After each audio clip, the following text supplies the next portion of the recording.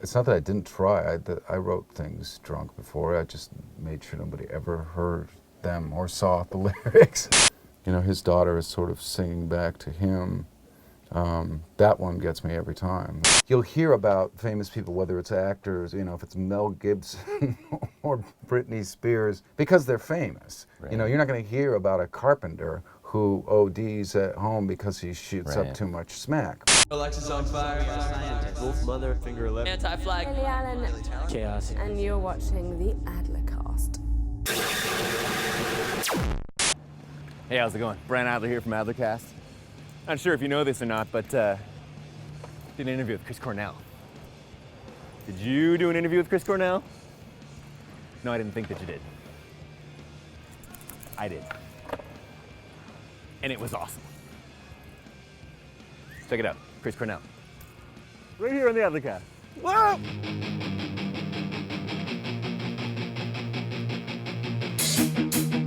One thing that I've actually heard you say in the past is that you were never able to write effectively when you were drinking.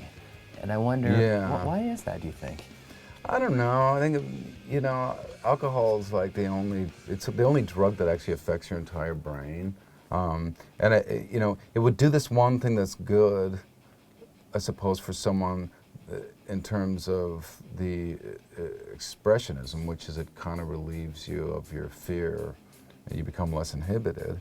But then, for me, for some reason, whatever that door is that needs to open to where it becomes almost like I'm the conduit to something else. It's not just a construct that just doesn't open up.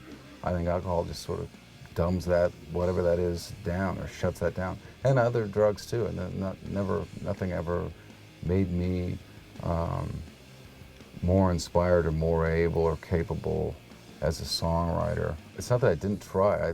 I wrote things drunk before. I just made sure nobody ever heard them or saw the lyrics. Yeah. I would destroy it. You'll hear about famous people, whether it's actors, you know, if it's Mel Gibson or Britney Spears or Lane Staley, because they're famous. Right. You know, you're not going to hear about a carpenter who ODs at home because he shoots up too much smack, because nobody knows who that guy is. If the rock singer shows up drunk, he's not going to lose his job. And in fact, not only are you not going to lose your job, people kind of expect it, and people kind of like it. Because to a degree, the rock star is sort of, you're living vicariously through that person, that danger of that person's lifestyle, and the more tumultuous, the better in a way.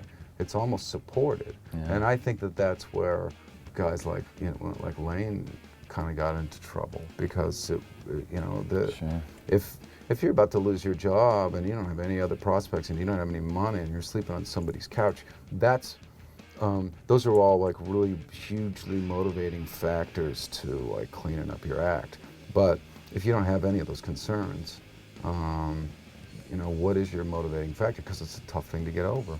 I'm not going to ask you whether or not Soundgarden is going to get back together, because everybody asks that. My question is this: if you ever did decide to get back together, for you, would that be a personal decision or more of a business decision, do you think? Well, it'd definitely be like a personal decision, but it wouldn't, you know, it would be, I don't know how to put it, but it would sort of have to be a unanimous decision too. So it'd be like, you know, my participation would be definitely personal.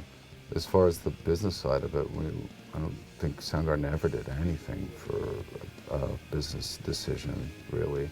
I mean, our decisions that included business because it was necessary to continue on as a band, to make records and produce them, and we always considered that to be sort of which I still do, the only negative aspect of what it is that we do.